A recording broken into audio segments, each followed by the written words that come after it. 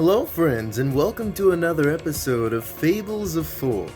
Now, if you don't know what Fables of Four... Well, I think you should, because you hit the subscribe button, right? So you know what Fables of Four is. Fables of Four is a YouTube series where I take D&D characters that I've played, put them in the D&D world that I run, and throw them through a variety of interesting adventures and mysteries for your entertainment. I'm excited for today's spooky episode, so let's skip to the nerdy stuff and then get into the story.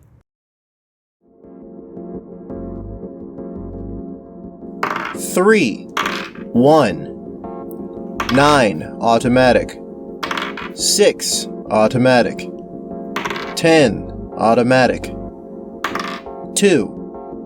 Today's region is Allen Peaks. This region is heavily populated with wizard towers and research centers, as the nearby mines provide scientists with many of the minerals their studies require. Today's plot is, a strange-looking, low-hanging cloud sits over the village. What's really odd is that, despite the wind, the cloud never moves. Today's characters are Phaedra Rosenquist. Hi. Phaedra is a pale-skinned elf girl with short blonde hair in buns and green-brown heterochromia. She is short and muscular, wearing fishing and traveling clothes. Trixie Star. It's about time! Trixie is a young, pink-skinned tiefling woman with white hair and green eyes. She is slightly tall and curvaceous, wearing a heart-themed leotard. Clarabelle Simmons. Again? Well, now you're just flattering me. Clarabelle is a fair-skinned human woman with curled auburn hair, freckles, and blue eyes. She is short and of average build, wearing a Victorian gown and a golden medallion. Cross Examen. So nice they had me twice! Cross is a brown-skinned human boy with spiked brown hair and gray eyes. He is muscular and of average height, wearing casual clothes under a thick breastplate. Now let's discover the Accursed Overcast.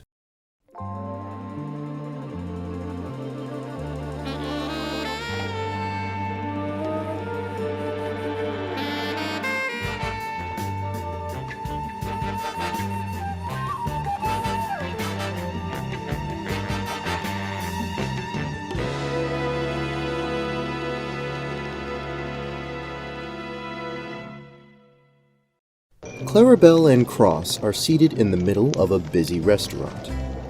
Waitresses in bonnets and prairie dresses whisk about, taking orders or refilling glasses of sweet tea. Cross has obliterated his heaping helping of southern comfort food and is halfway through some apple cobbler. Clarabelle is just finishing up her meal. Wow, Clarabelle, your restaurant is really cool. Food's great too. Why, thank you. I'm glad you enjoy it.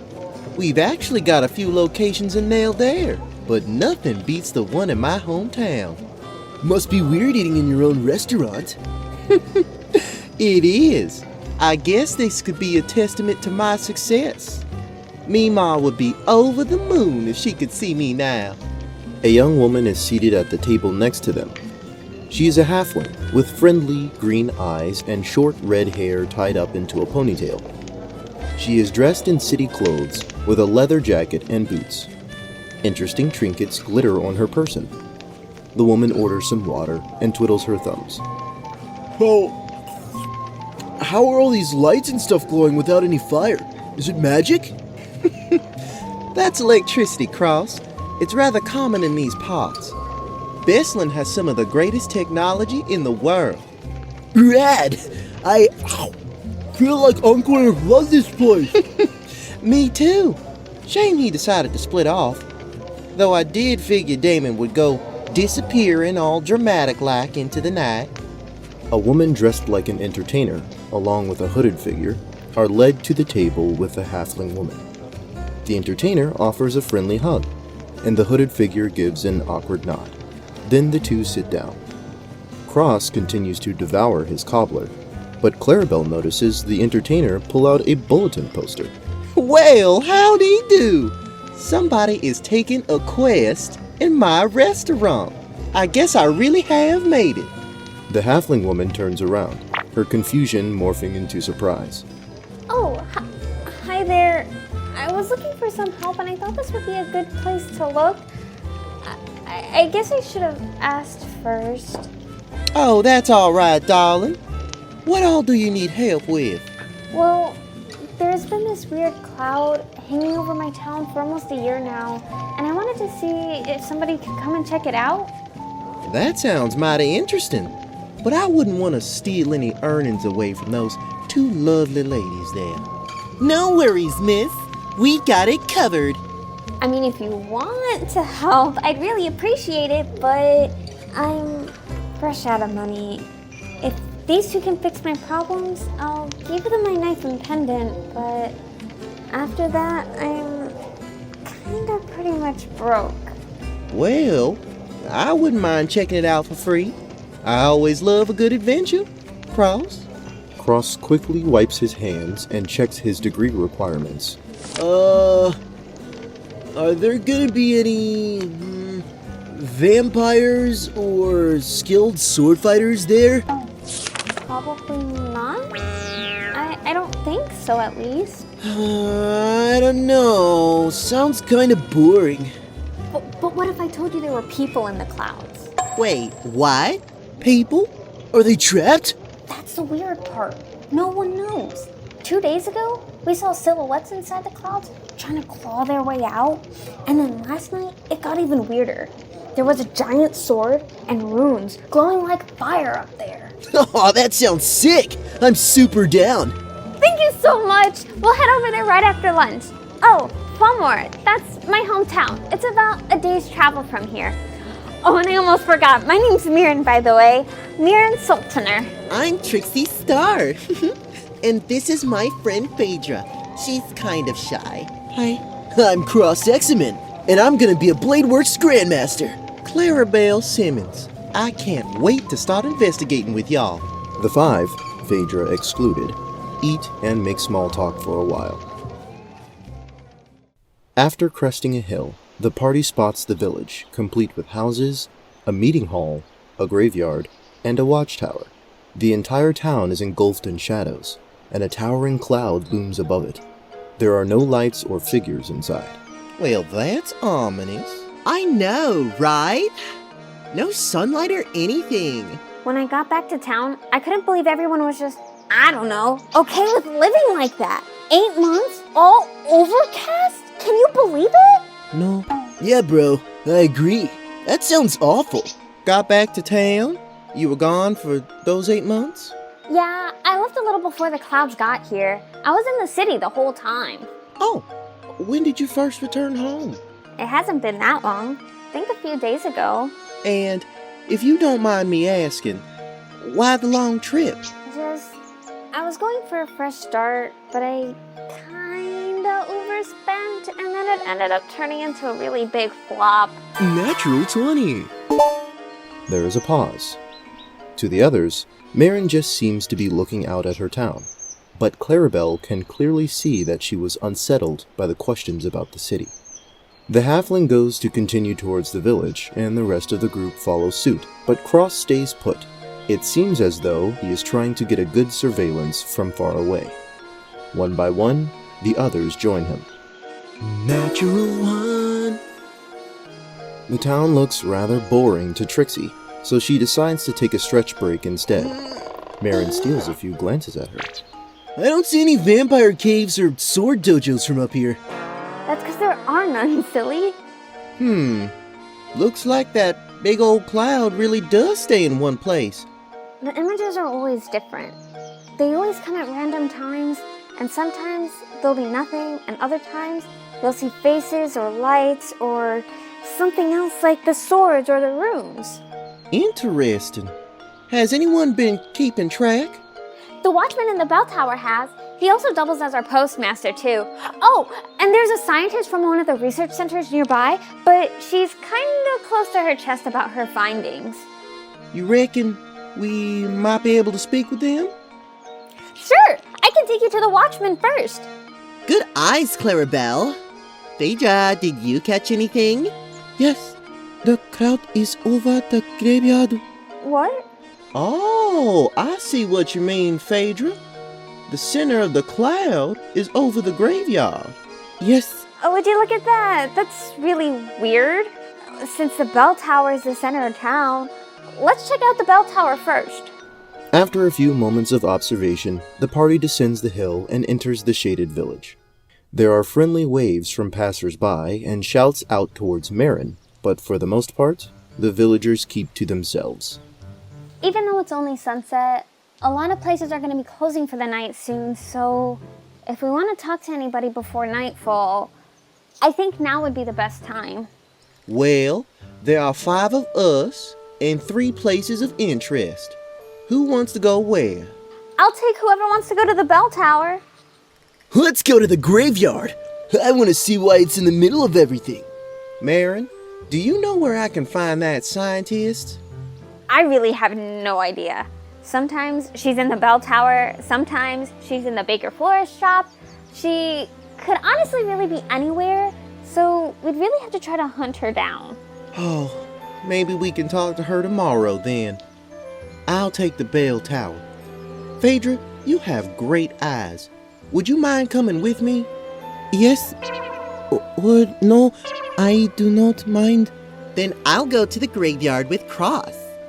Alrighty, take Woodrock Road and then make a left at the yellow house to get to the graveyard. My house is at the very end of Butterfly Lane. You can all stay the night at my place since our town doesn't really have a tavern or anything like that. Gotcha. See you later. Cross and Trixie make their way down a wide dirt path and around a corner. The rest of the party continues straight, ascending a hill. Inside the bell tower are loads of parcels and packages. Lanterns and sunlight cast an orange glow around the space. The air smells heavily of wood and paper.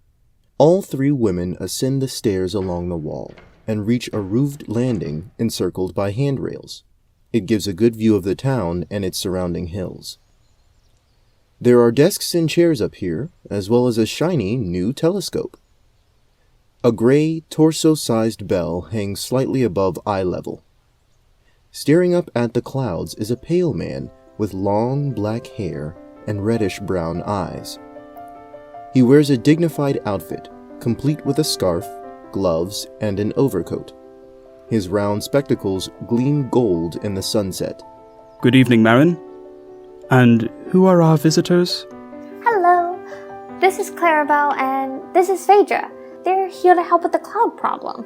I admire your optimism, but I doubt these outsiders will be much help when an official Baslandian scientist hasn't been.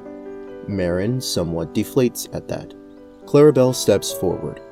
Well, maybe we can work together to figure it out. I heard you've been keeping records. I have. Every day for the past 8 months, I have been adding whatever cloud anomalies have occurred in my Watchman's journal. It has been exhilarating and infuriating. Why is that? The cloud has no rhyme or reason. Sometimes its patterns last for seconds, sometimes for hours. Sometimes there are small flickers inside barely noticed. Other times, there might be a whole light show, or dancing shadows, or the underbelly will begin undulating, or the entire cloud will take the form of a sheep. Every time I think I'm onto something, a new phenomenon occurs. That sounds exhausting. Oh, trust me, it is. My hair was totally black 8 months ago, yet now, there's a streak of white. You deliver all the letters and packages and things, too? Can't somebody else take the reins so you can focus on your observations? The watchman laughs. If only it were that easy. The post system is too complex for most villagers to understand. And besides, it is my main source of income. I will not leave the observations up to our resident scientist. Knowing her, I'd never get the records back. Oh, he's so secretive, that one. And arrogant. Clarabelle thinks hard. Marin plays with some keys on a keyring. The watchman observes them. Phaedra, who hasn't been paying attention, looks through the telescope. The telescope is too fuzzy for her to see through. Curious and feeling private, she licks it. It has no taste. Figures. As Phaedra glances around, hungry and bored, she spots a strange woman leaving a bakery. She is dressed in lots of shiny purple clothes and has a muffin in one hand. The woman interacts with a few people before walking down the street, turning down a corner, and disappearing behind a small house. Phaedra waits for her to reappear on the other side, but she doesn't. Do you have any records from before the cloud got here? Of course. They are very sparse, however. Mainly logs on bell maintenance and times for when the salt miners start returning from work. Which reminds me... The watchman produces a sleek, gold and ivory pocket watch from his coat. He stares at it, letting it tick in his hands for a few moments. Then, he stuffs it away. Still 6 minutes left. Sorry. I ring the bell on the hour, every hour, until 10 o'clock. Well, Albie! That was quite the watch you had there, sir. Maybe I should get into the courier and post business myself. Oh, if only. No, this is... There is an awkward pause. An inheritance. Oh. The watch and many funds have passed down from my late uncle, you see. I do. Sorry to bring it up. The watchman gives a formal nod. Well, it's getting really late and I'm getting really hungry, so should we meet up with the others? Sure, I'll make us a tasty supper. This piques Phaedra's interest. Very well. Good evening, ladies. Meanwhile, Cross and Trixie make their way to the graveyard. Alright, Trixie, here's the deal. I'm pretty much a super awesome sword fighting expert and battle strategist, so I'll check the place out, then we can meet back up. With a loud sigh, all of the bubbliness and energy seems to drain from Trixie. Her eyes are now half-lidded, her shoulders slouched, her tail curled down. She is almost like a different person. Could you, shut up already? Whoa, what's with the sass? Super uncalled for, bro. Listen. I may be all bubbly and stuff around our employer, but you're not the one paying me at the end of this. Well, I was always taught that teamwork and mutual respect can never fail. I don't care. Let's just check out this stupid graveyard already. The two arrive at the graveyard. It is small and shabby, with a few rows of crooked tombstones and a handful of mausoleums. A building with a large smokestack looms on the opposite end of the yard, facing the entrance. A crude sign hangs above the main gate. Does that say blacksmith? Yay, you can read common. Look, I'm just trying to figure out why there's a smithy in the middle of a graveyard. Then let's go ask, genius. Before we do, we need a strategy. Why? What if there's danger? Trixie rolls her eyes. Fine, what's your plan? My sword is magical and warns me of any danger. So I go in, and if he comes off aggressive, I'll distract him. Then you find the shutoff switch, hit it, and we both book it out of here. Thanks for wasting my time with your garbage. Trixie walks off towards the smithy. Cross, offended, follows behind reluctantly. It is hot inside the simple stone building. There is a large, gruff dragonborn with red scales and black horns sitting in the corner. He is dressed in chains and heavy cloth. All variety of jagged, gnarled weapons adorn the walls, alongside grave ornaments and coffins. The dragonborn is sharpening a large axe when the pair walks in. He looks up with yellow eyes and snarls. What you want? Hey man, me and her are here to figure out what's going on with that giant cloud above the town. Looks like it's centered around your place. What's up with that? Any reason you puffing yourself up like you got gas or something? We gonna have a problem? Trixie giggles and Cross deflates. Sorry about that. He's just a little clueless. We're not from around here. Do you think you could help us out? We really want to get to the bottom of this. I don't have much coin, but I'd be willing to do just about anything in order to put this issue to bed. I mean rest. Trixie makes eyes at the blacksmith and suggestively coils her tail around her leg. The blacksmith chuckles, but leans forward in his chair. Oh, so you're supposed to be some kind of tease. I'm no tease. Teases don't follow through. Trixie and the blacksmith share a long, intense look. Cross, unable to read the situation, is on edge. All right. What's your name, little honey?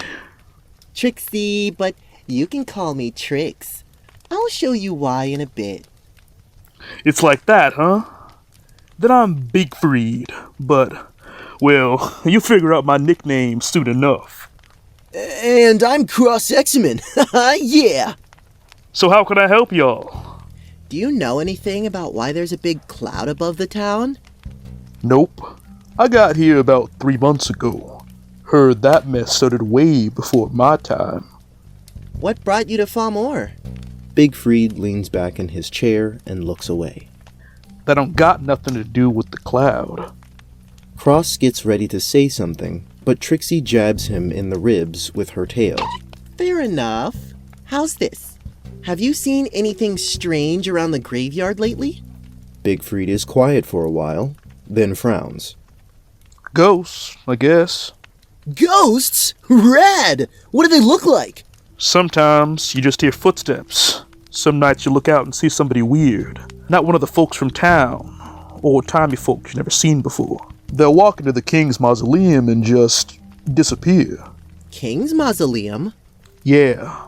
Fomor used to have this king or something that was a pretty big deal a few centuries back. His mausoleum's still up. Can we go in? Nah, it's sealed. Grave robbers got in there once. When did that happen? Before my time. Records said it was about a week before the cloud got here. Crown went missing. Couple oddballs came around. Cloud came. The old groundskeeper sealed up the tomb.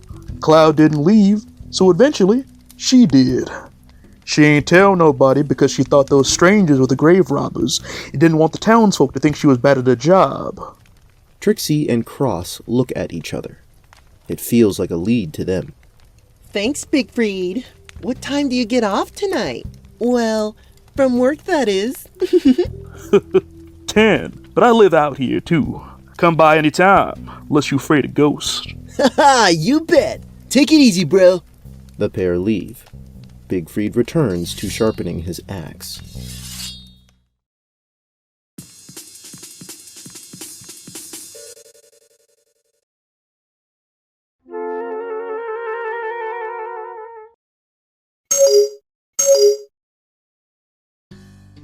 Marin's house is fairly barren.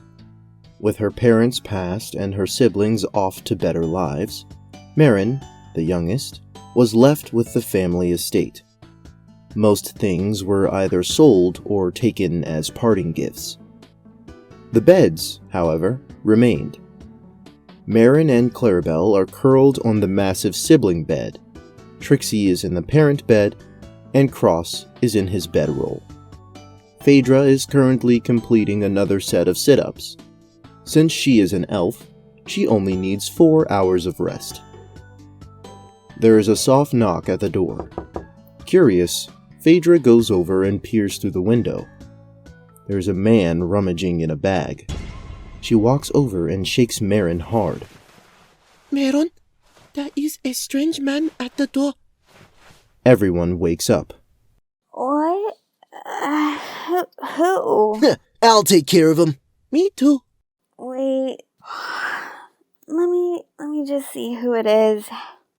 Marin jumps out of bed, pads over to the front door, and angrily throws it open.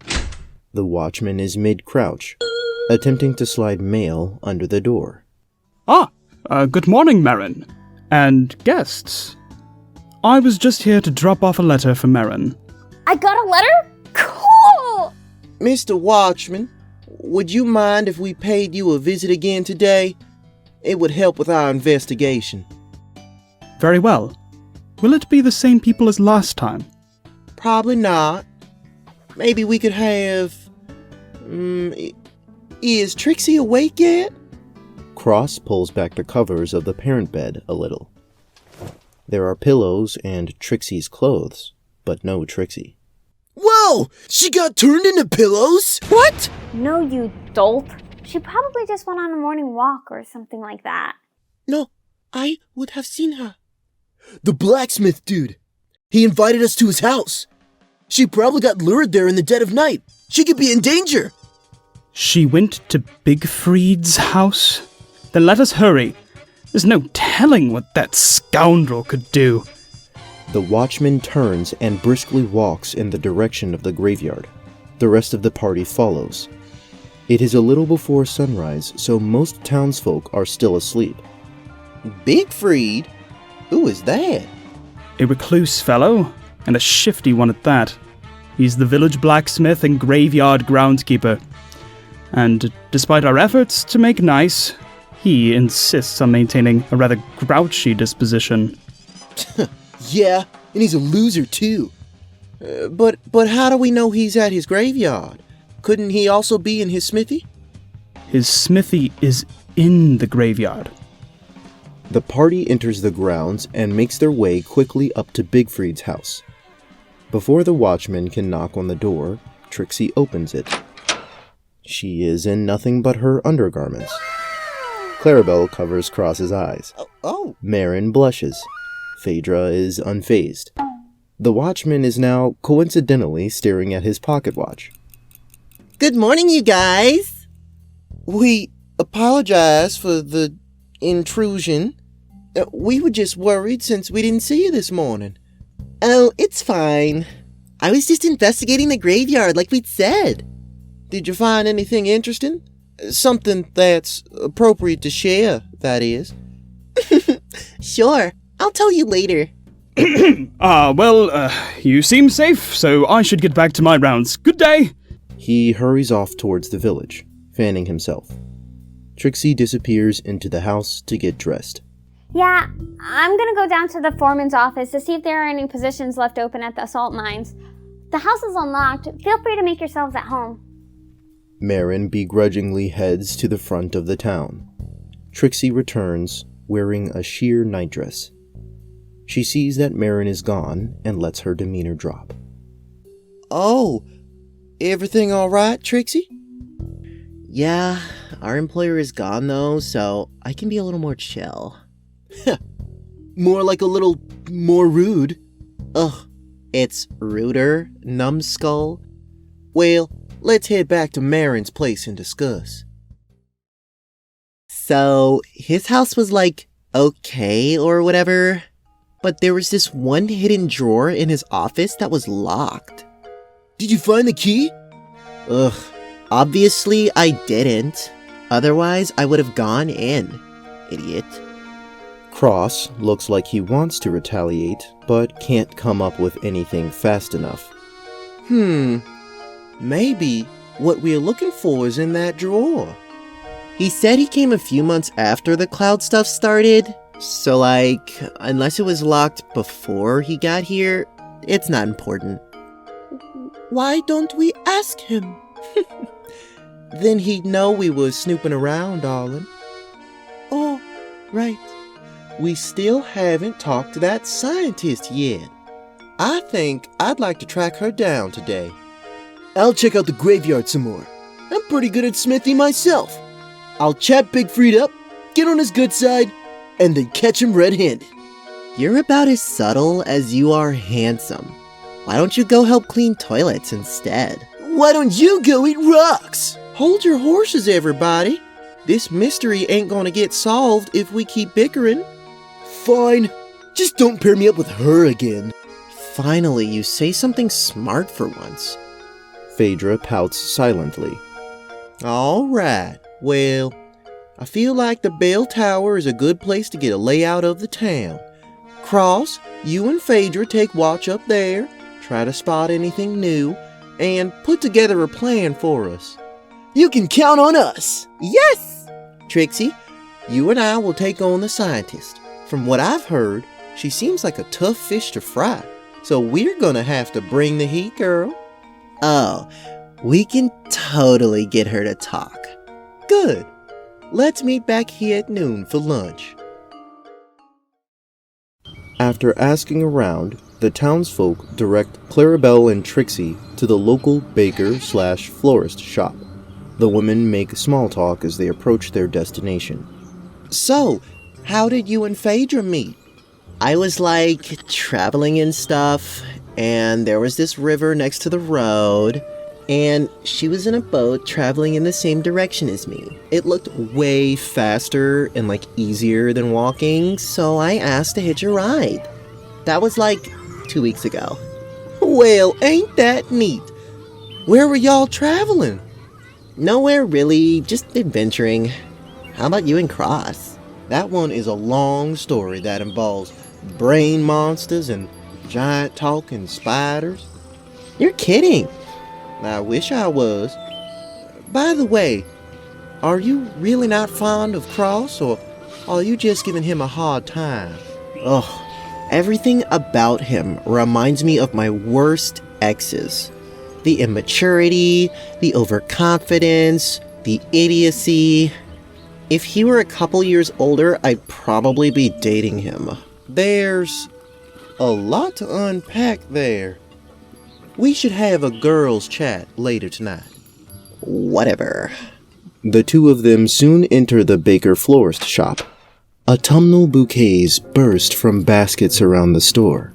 Bidens and blanket flowers, chrysanthemums and dolara daisies, violet heart roses with fairy blossoms glittering inside. The fresh fragrance of flowers waltzes alongside the sugary scents of cinnamon tarts and butterscotch logs baking in the back. Glaze gleams atop the gnomeberry pies and pumpkin donuts cooling on display. The scientist is very easy to spot. She is short, with pale skin and long lavender hair pouring from her bejeweled top hat. She wears an odd, gaudy outfit akin to an artificer, with gemstones adorning her jacket and stockings. A wealth of tools and concoctions are strapped to her belt.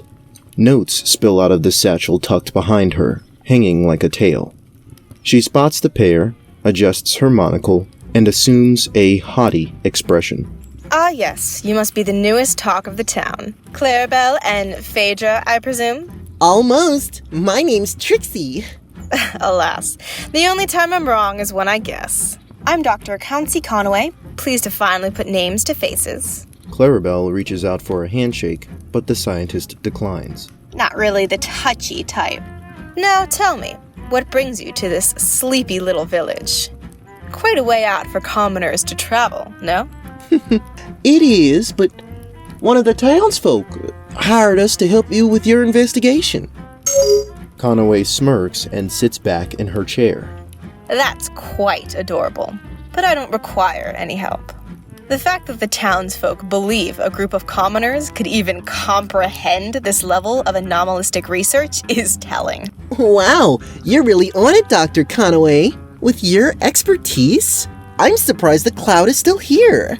A vein pulses near the doctor's temple, and she grimaces before smirking again.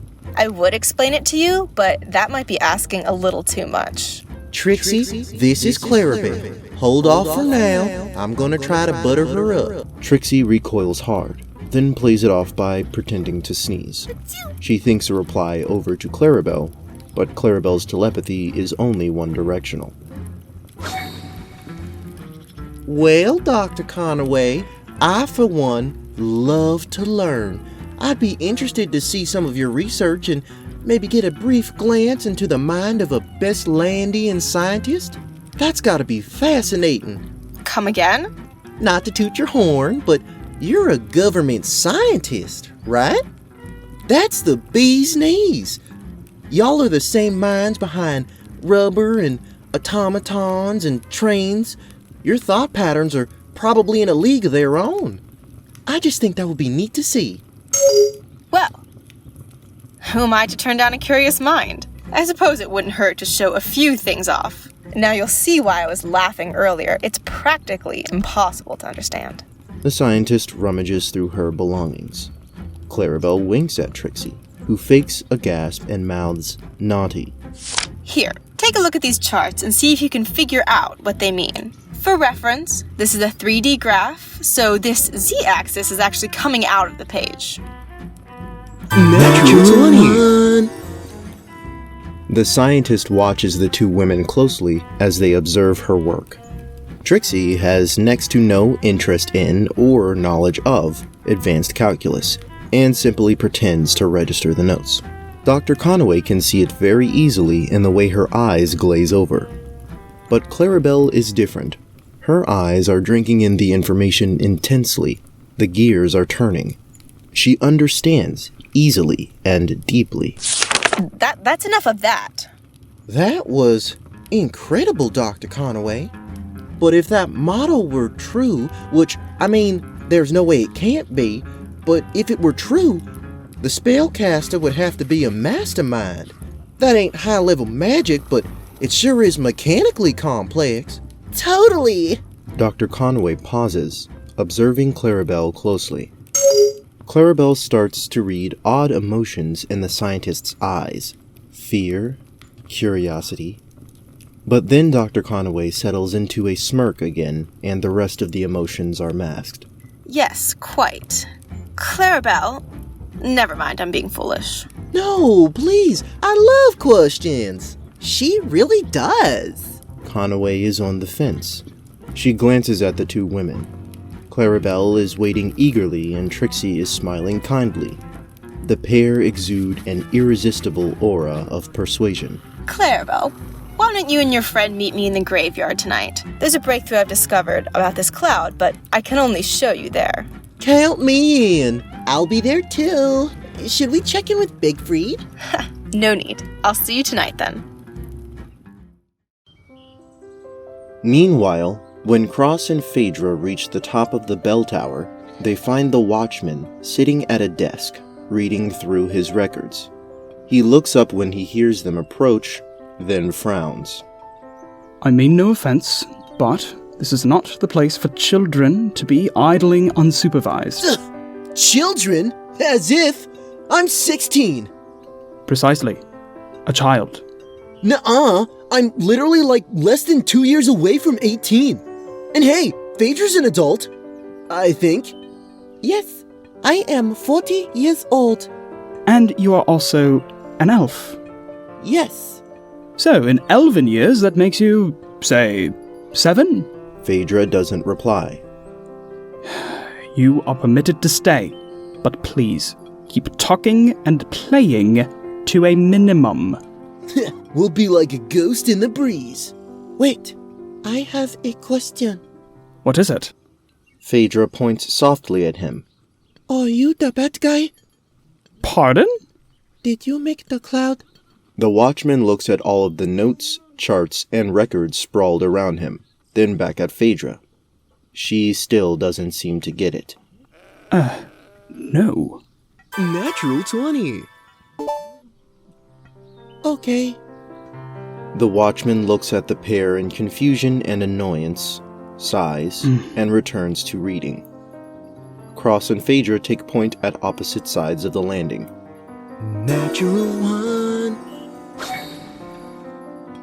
See any vampire caves or sword dojos, Phaedra? I still can't find them. No, this telescope is elvish. Would you quiet down? A phenomenon is occurring. The two look out at the cloud. Snake-like shadows are writhing back and forth along its underbelly. All three of them stare up, and the watchman begins to take notes. Cross and Phaedra quickly lose interest, playing cards and goofing off until lunchtime. Marin is home when the party arrives for lunch. It looks like she has freshly bathed and put on a new pair of clothes. Glad you're home. I thought I'd make us some lunch. How does grilled cheese and tomato sandwiches sound? And I'll make some fruit salad to go with it. Gnarly! Phaedra is nodding furiously. Oh, I'm starving. How was work in the mines? Just like always. You only have to work half days? Well, yeah, I work 2 jobs. Just like most people try to keep their work inside the town. Salt in the morning, tanning in the afternoon. Been doing it for generations in my family. Hence the name Sultaner. Not gonna lie, that sounds pretty boring. It is. Why do you think my siblings left? They used me as a springboard. Now I'm stuck in this estate with our penniless family profession. I tried my hand in the city life, but look how that turned out. The room is sympathetically quiet. I didn't mean to bring the mood down. Sorry about that. How was the investigation? Hopefully better than my day. Lame.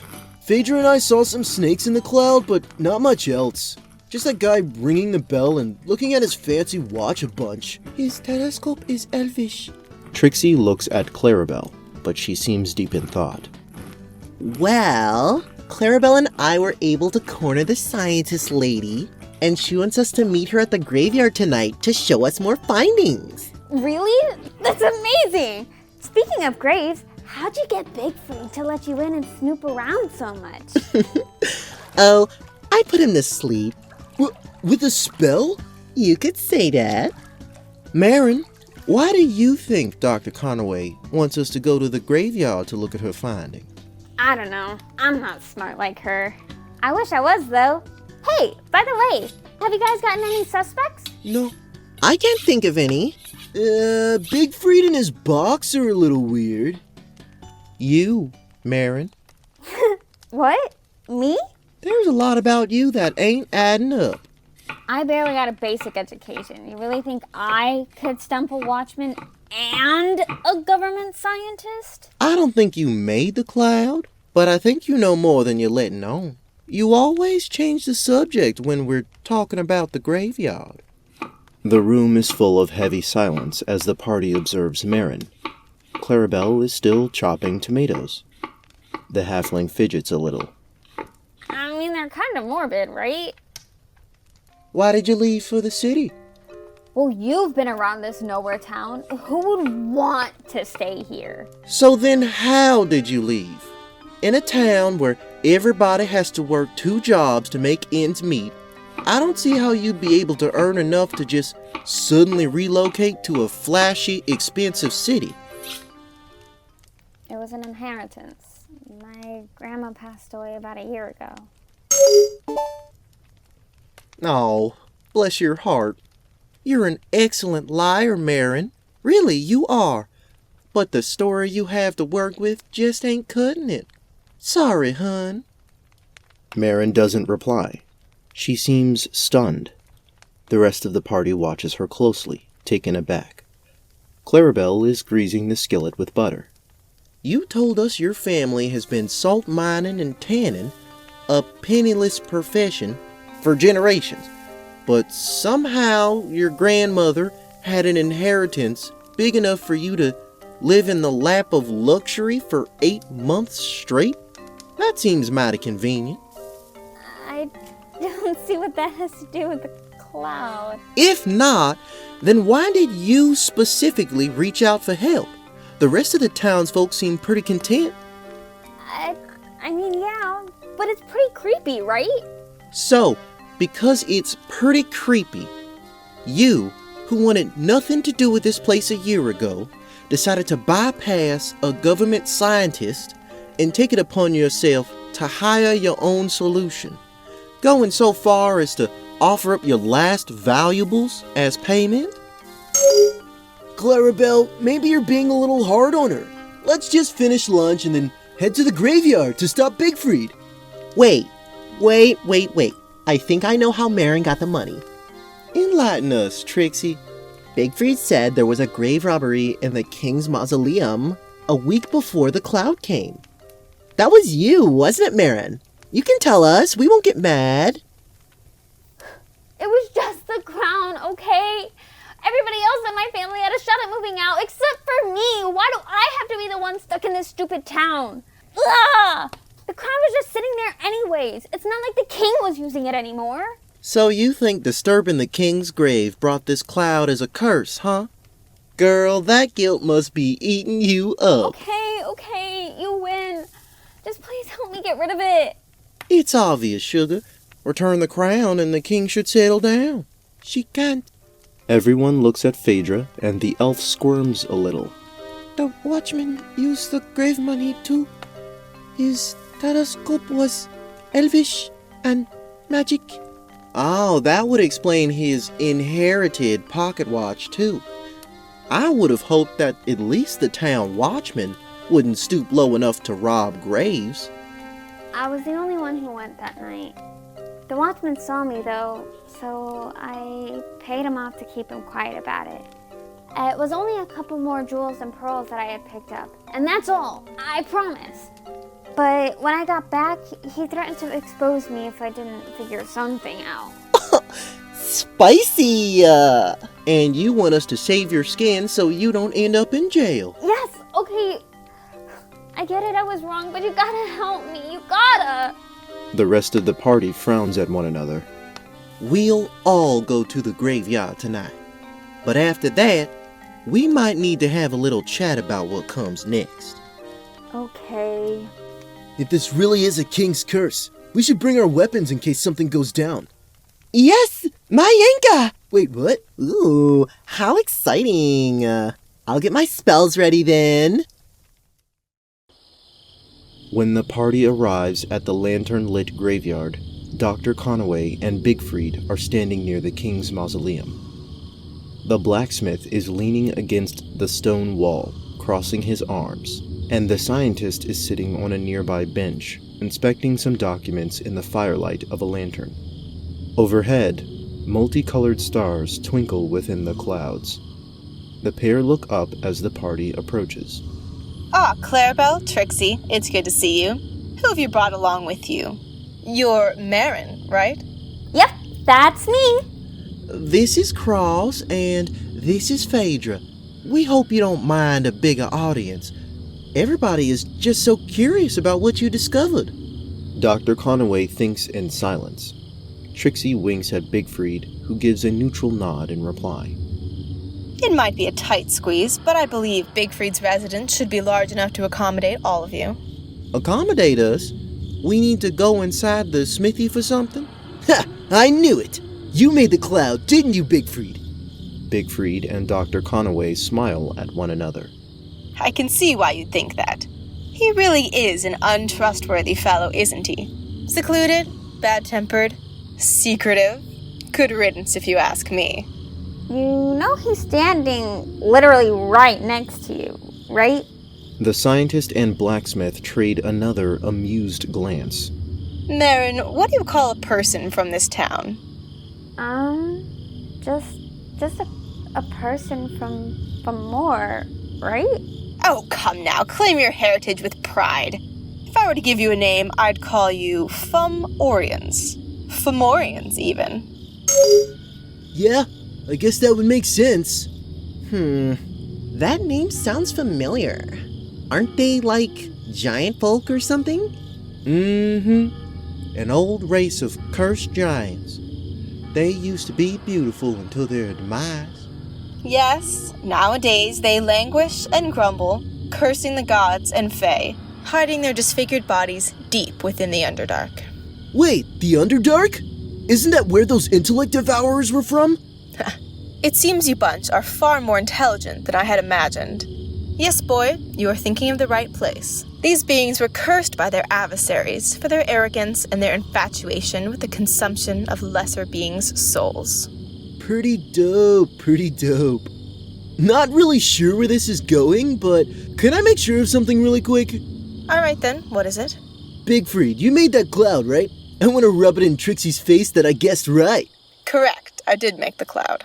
The party recoils in confusion. Bigfried reaches into his own forehead, and then suddenly, his form dissolves. A second Dr. Conaway is standing in his place, readjusting her hat. Bro, what?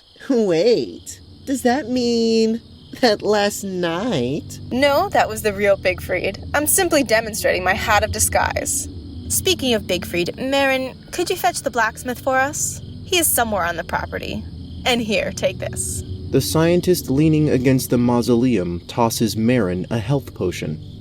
She catches it, confused. In the slim chance, our friend is in an unfavorable state when you find him.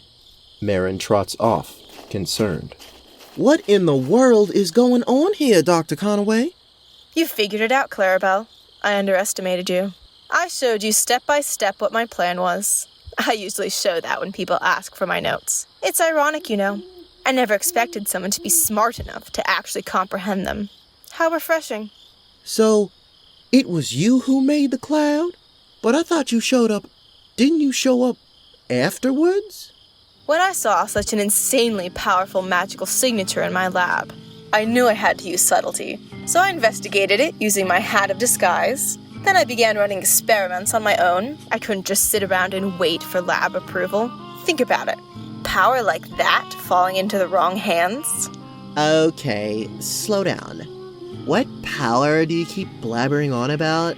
Inside this mausoleum lies not just any king, but the first king of Fomor, the first Fomorian. He led the Fomorians to their soul-drinking demise. He was the very first to be cursed. And with the theft of his beloved crown, he awoke once more, his wrath burning hot against the world. No way! Yes way. His undead hatred has made a perfect conduit for extracting and studying the arcane power of the Fomorian curse. Through careful research, I have turned raw energy into potent magical fuel. Bro, this is totally radical. So what was up with the big cloud then? At first, the cloud was used as a sort of exhaust for all the arcane power. A sustained spell that would use up energy, decreasing the magical signature, and keeping my lab none the wiser as I ran my personal tests. Soon, I realized I could influence the properties of the cloud, making lights and images, and even physical manifestations. And from there, we started working together. We? As in, one of you was a doppelganger or something? The Dr. Conway sitting on the bench fades into thin air. The Fomorian king has helped dearly with this research. As I continue my experiments, it began speaking to me, promising me knowledge and powers day and night until one day You what? It made good on its word, Clarabelle. I have surrendered myself to it. And oh, things have been wonderful ever since. My mind has been opened to new possibilities, and I've been given such useful and outlandish gifts. I can make duplicates, turn invisible, I can even walk through walls. It's intoxicating. So, the ghosts Bigfried saw? Those were you? Yes, I've been in the graveyard this entire time, invisible or disguised, working in secret as my duplicates did my bidding in the town. It has given me so much more time for researching. No distractions, no breaks. This has obviously gone too far, Dr. Conway. This power doesn't seem very healthy on the mind. And it's people like you that make me hesitant to share my research. Restrictions, rules, protocol, all these barriers, You just don't understand the necessary risks. This is necessary. Think about this, Dr. Conway. You're a scientist. Look at what you're doing. Deceiving and tricking folks. Hold up for months with some undead king whispering in your mind. I can only hope you haven't hurt Bigfried. You need to slow down, girl. Slow down? Ha! You sound like everyone from my lab. You think just because I'm not some posh elf or sniveling human man, I can't do science? You think just because I'm a cowstar, I should stick to my meditations and beads and crystals? That's not at all what I'm... Enough, Clarabelle. I'm on the cusp of something new, something greater. I'll be in history books. I'll be an inspiration. I hoped you of all people would understand, but you're just like the rest of them, just like the rest. Dude, you sound pretty unhinged. And I get that you want to be a boss babe, and I love that, but the desperation insanity thing isn't working for me. Yes. You will call me a fool now, but one day soon I'll show you. I'll show you all.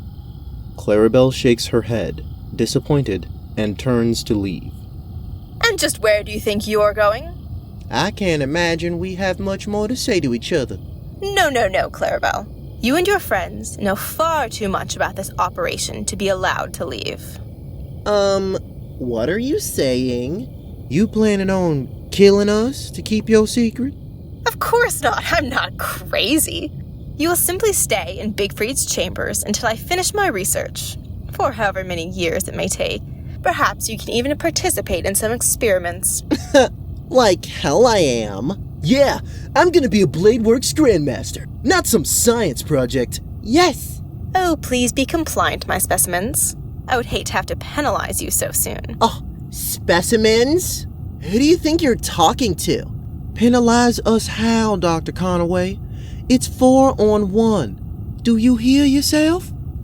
A massive, rotten hand adorned with chains bursts from the roof of the mausoleum. The structure collapses, sending mist and jittering whispers rolling out across the party. A tall, horrid figure crawls out from the rubble. Allow me to introduce you to my research assistant, the Fomorian King. It's time to roll initiative.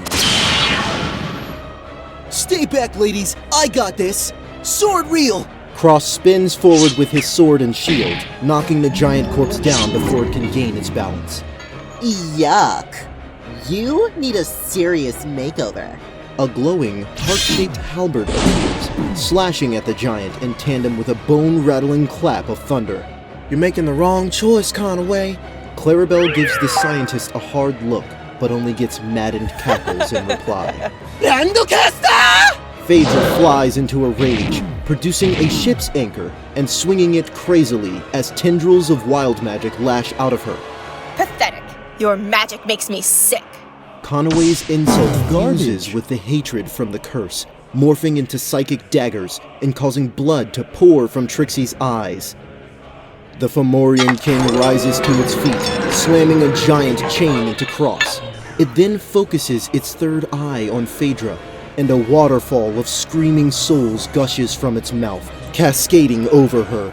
As the mist recedes, Phaedra is bloodied and covered in deformities. A profane symbol hovers over her. Hold your position, Phaedra. Ultimate technique. Sonic Blade. Cross spits out a tooth, takes a deep breath, then rushes the Fomorian King, splitting into afterimages of himself and slashing from all directions. What did you do to my friend, you hag? The cloud overhead deepens and swirls. Then a blinding bolt of lightning crashes down onto Trixie's halberd, splitting to hit both Dr. Conaway and the Fomorian King. Hang in there, y'all. We can save Conaway. I know we can. Through the torrent of battle, Clarabelle fills the minds of her teammates with hope and resolve. She tries to fill Dr. Conaway with rage, but her madness is too unruly. Phaedra is screaming and crying, blood and pus oozing from her deformities.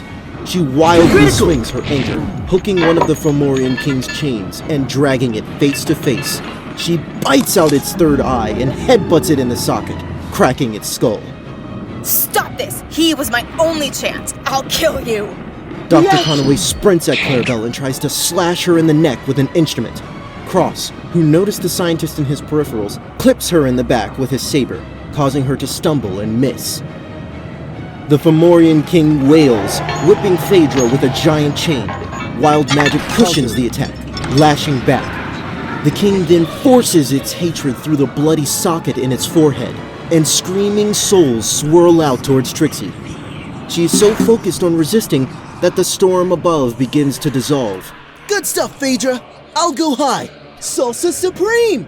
Cross cartwheels up the Fomorian King's arm and does a backflip off of its face.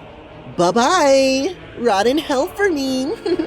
With a flick of her wrist, the floating halberd decapitates the Fomorian King, and another storm swirls together, launching a huge blast of lightning into Dr. Conaway's back. But the king's corpse continues to move. Calm down, Trixie. We're not trying to kill her. Clarabelle attempts to knock the scientist unconscious with her parasol, but it bounces off with no effect. Die!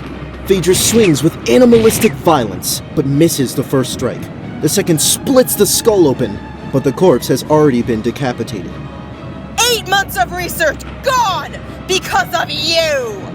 She slashes Trixie hard across the chest.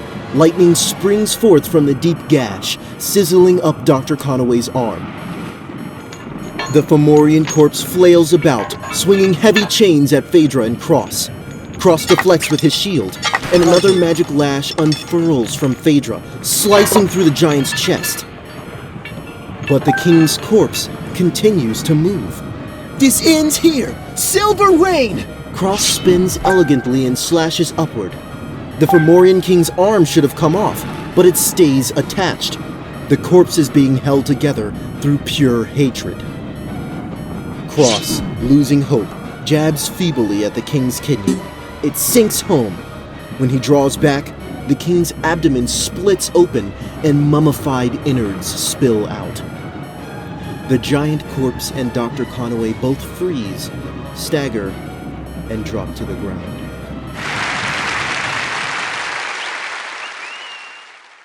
The party stays at the ready, but the corpse is completely still and Dr. Conaway seems to be out cold. Think she'll survive?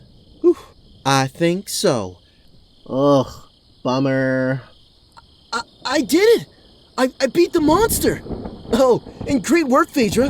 That anchor was sick! High five! Phaedra meekly puts her hand up to receive the gesture. Her body is covered in red hives, massive pimples, and swollen lumps. One eye is bulging, cat-like, and bigger than the other. Oh my stars! Is it bad? Trixie and Clarabelle frown at one another.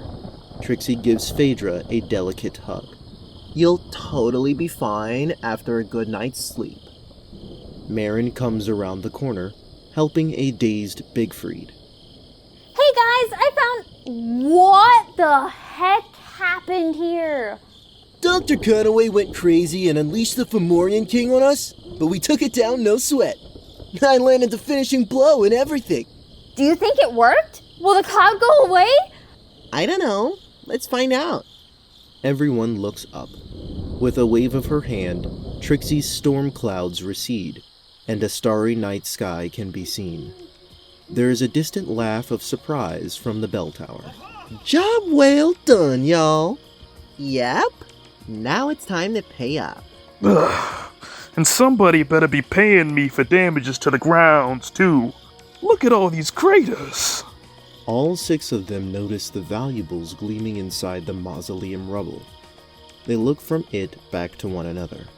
I mean, the king is like gone, right?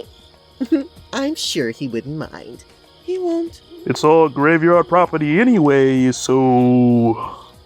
Without further delay, everyone decides to pick through the rubble. They are able to find 300 gold pieces worth of salvageable materials, which they split evenly. This should be enough. Alright, good night. Bigfried heads back to his home. Thank you all so much for your help. Maybe I'll try the city life one more time, but with a better plan this time. I still need to have a long talk with you, young lady. Oh, of course. Everyone stands around some more. Do you think it would be safe to take her back to your place for supper? She's gotta be starving after all that evil villainy. Sure, why not?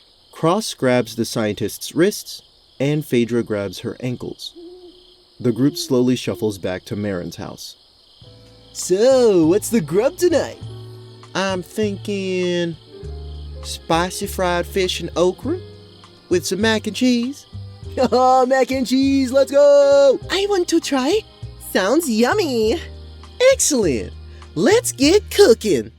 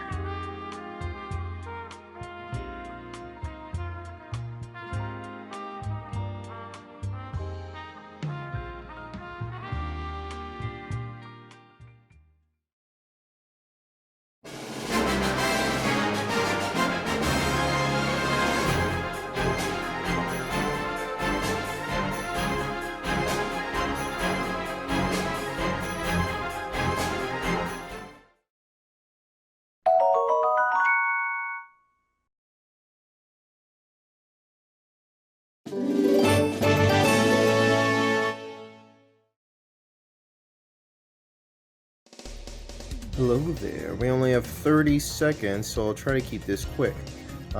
First things first, I probably won't be uploading another Fables of Four until next year. There's another video project that I'd like to work on. That'll take up the majority of the time between now and then.